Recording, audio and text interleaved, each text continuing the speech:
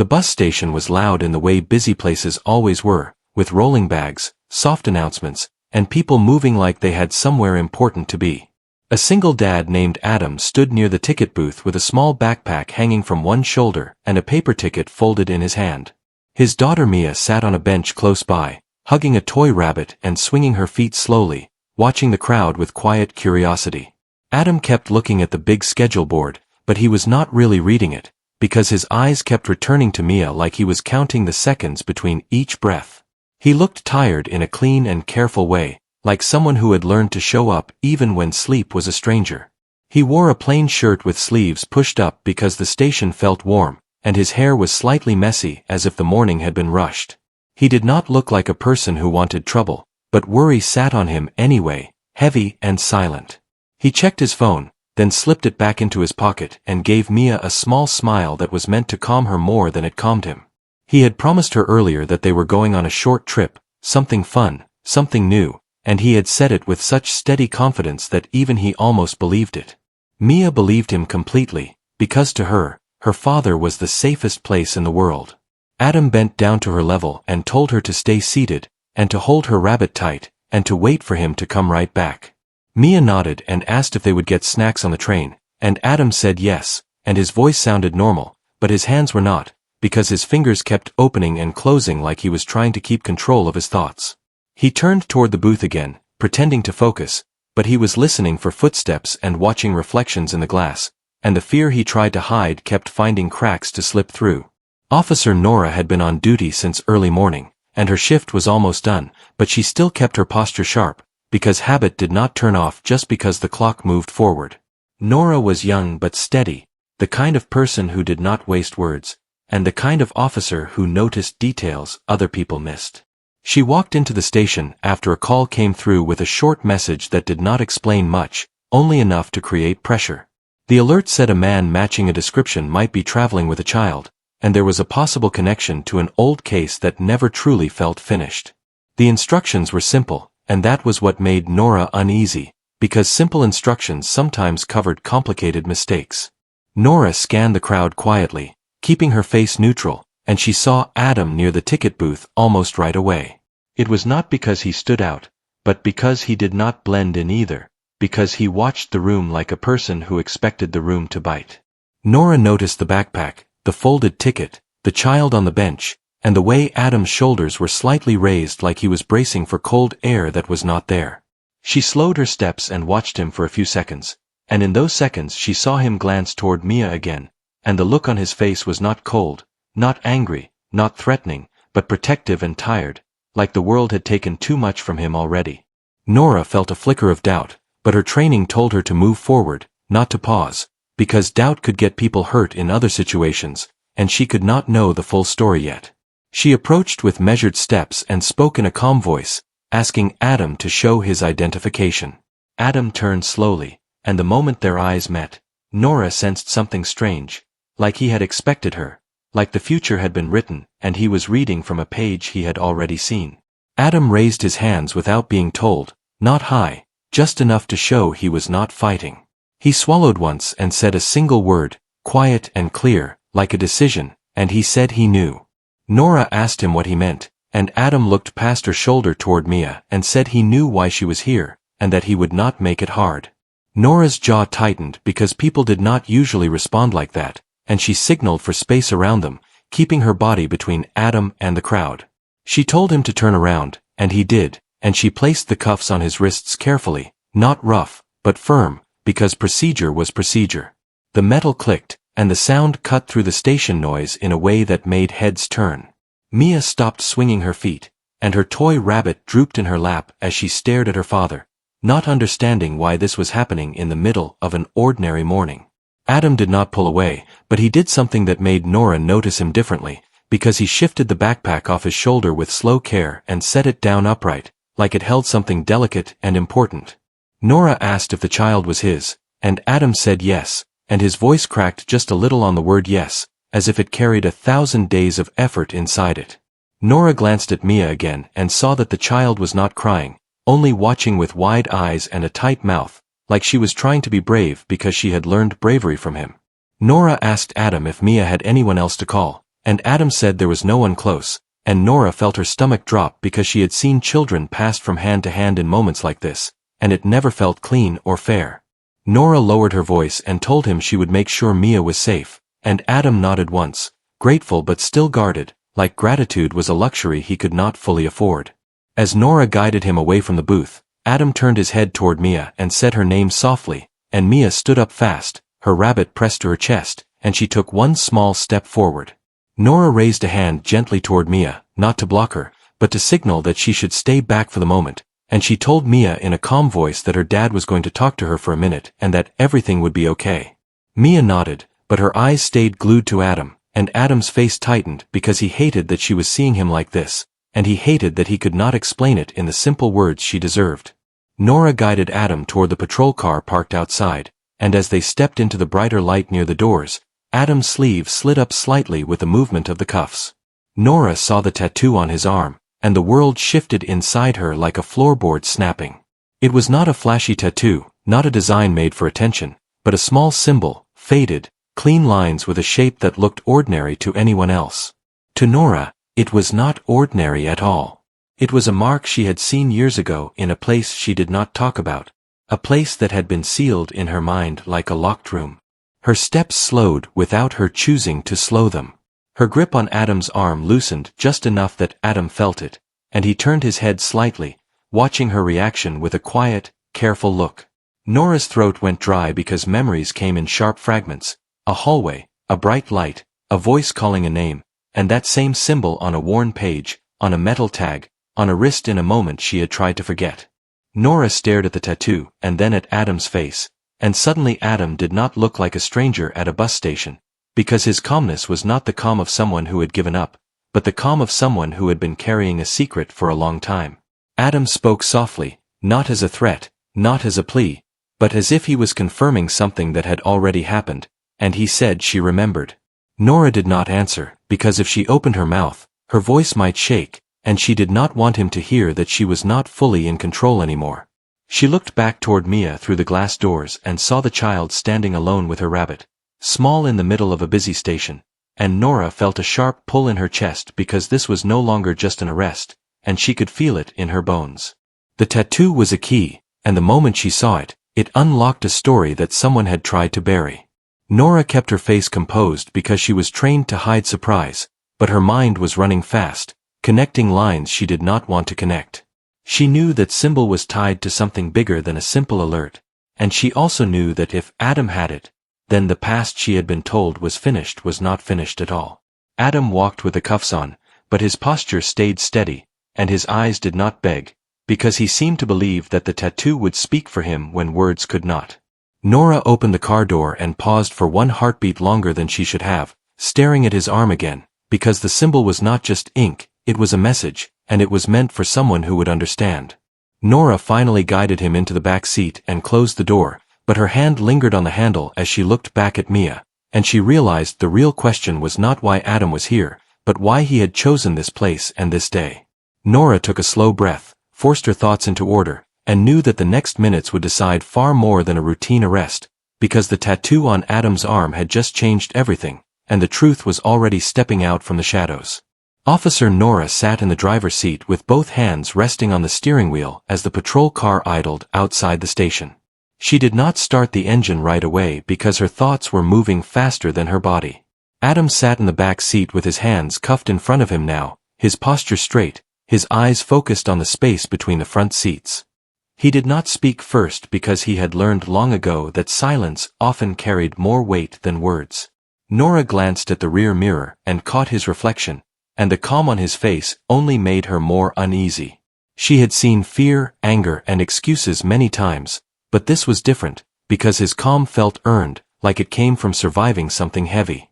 Outside the car, Mia was still visible through the glass doors of the station, standing close to a bench, clutching her rabbit like it was the only solid thing left in the world.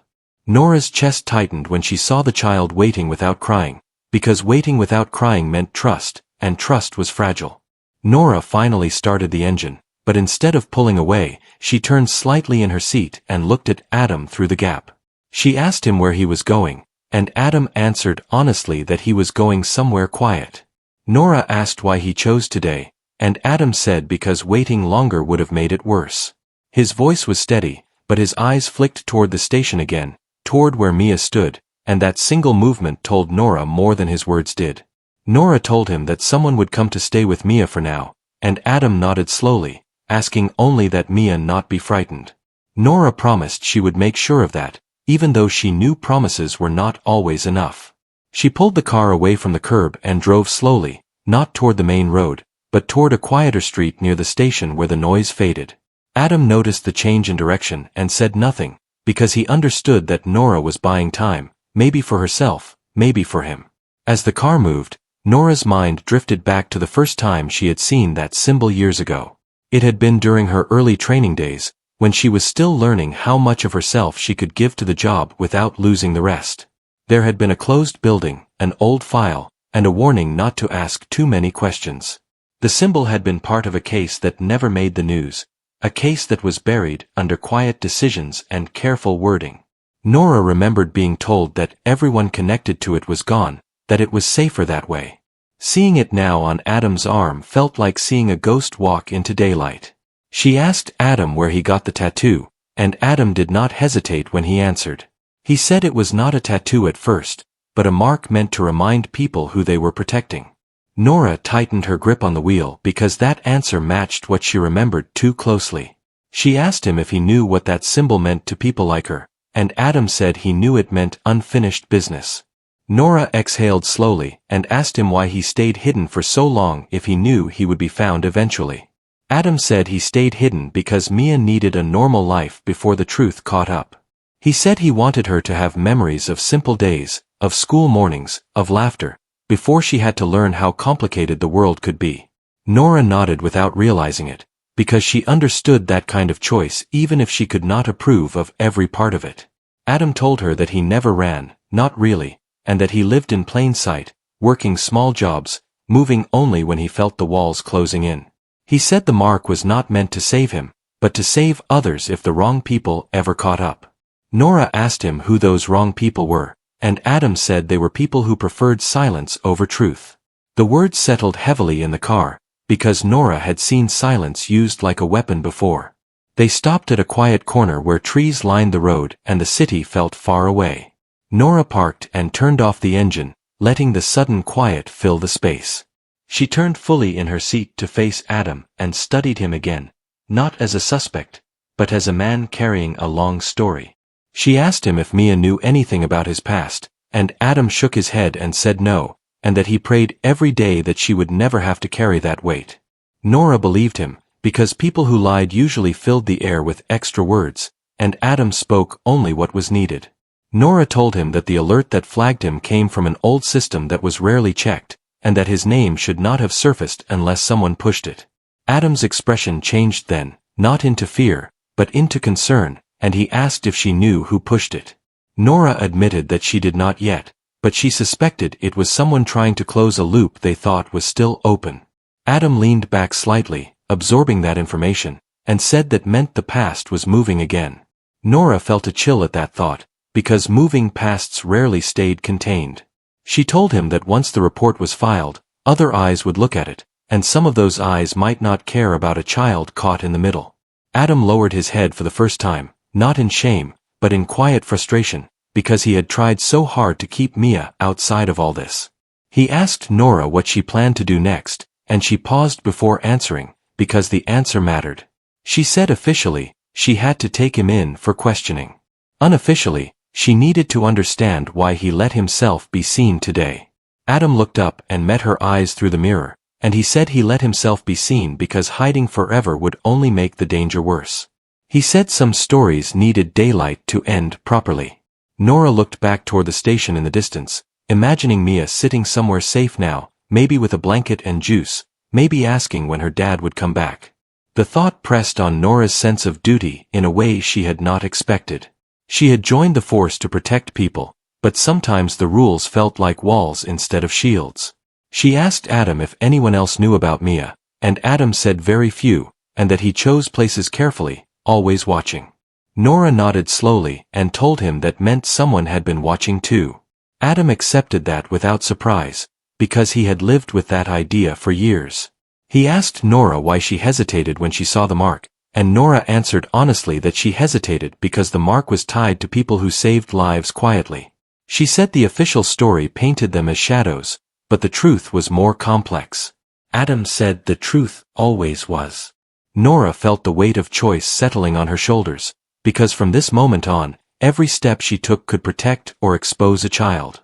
She told Adam she needed time to think, and Adam said he trusted her judgment, which startled her, because trust was not given lightly by people who had lost so much. Nora started the engine again, this time turning toward the road that led to the station office, not the main precinct. Adam noticed and said nothing, because sometimes silence was agreement. As they drove, Nora realized that part 2 of this story was not about arrest or escape, but about whether she would follow the path laid out for her or choose a harder one. Adam watched the passing streets with calm eyes, because he knew the truth had started moving, and once it did, there was no turning back. The small station office felt quiet compared to the busy platform outside, and the walls seemed to listen as Officer Nora guided Adam inside.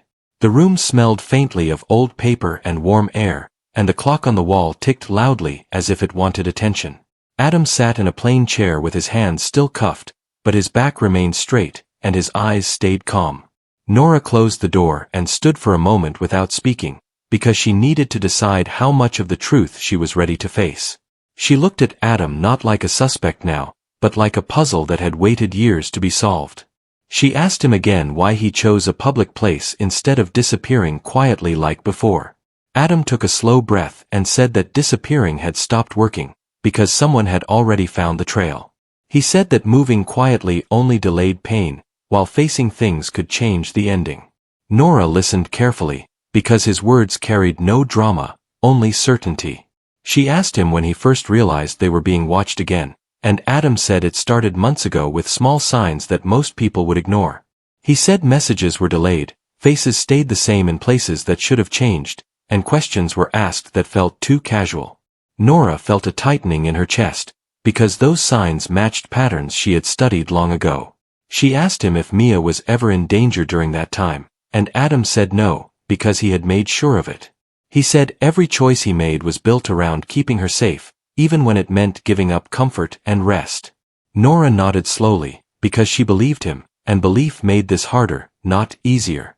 Nora opened a thin folder on the desk and slid it closer, showing Adam a faded page with the same symbol printed near the top. Adam glanced at it and looked away again, because he already knew what it was.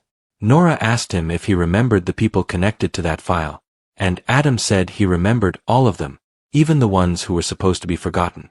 He said they were not heroes or villains, just people who stepped forward when silence would have cost too much.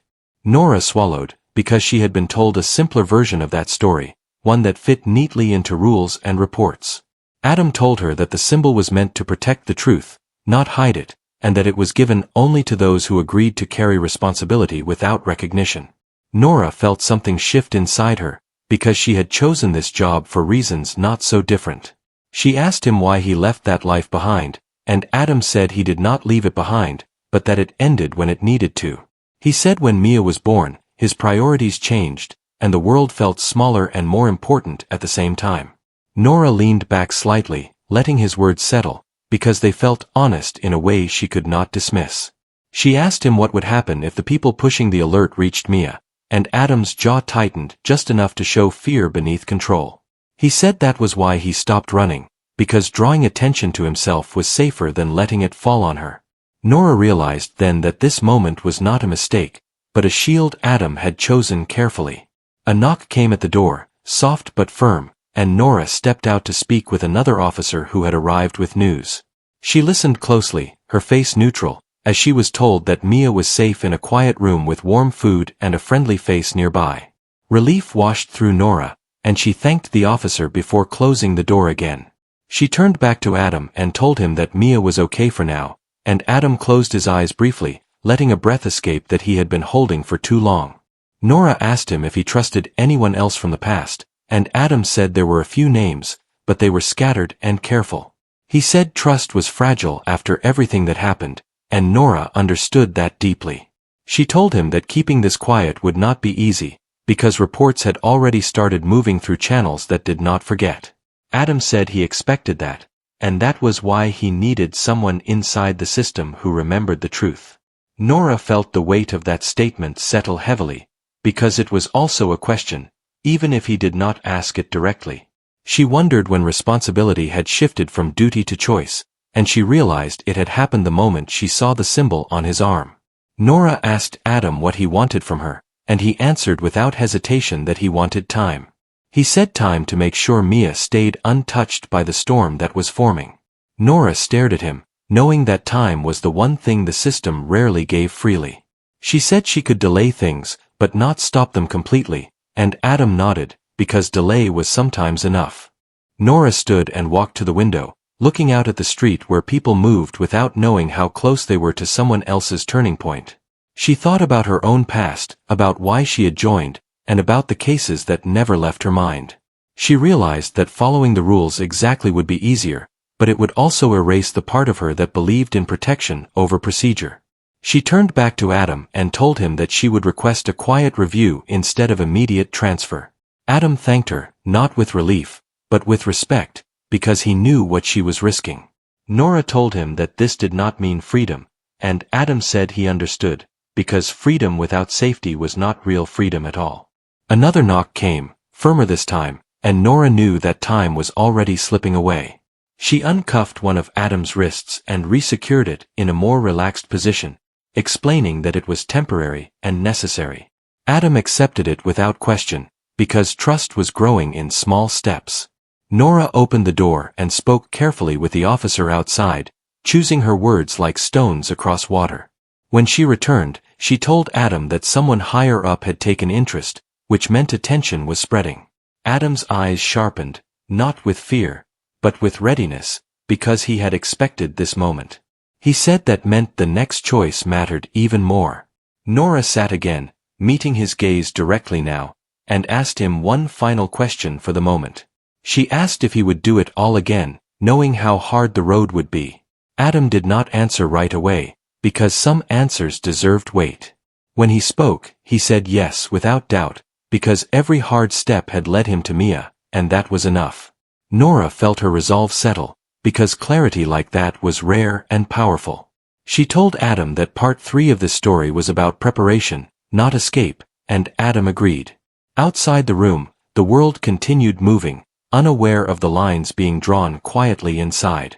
Adam leaned back slightly, feeling the tension of waiting return, but also feeling something new, which was cautious hope. Nora gathered the file and closed it, knowing that once opened again, it would change more than one life. She took a steady breath and prepared for what came next, because the truth was rising, and this time, it was not alone.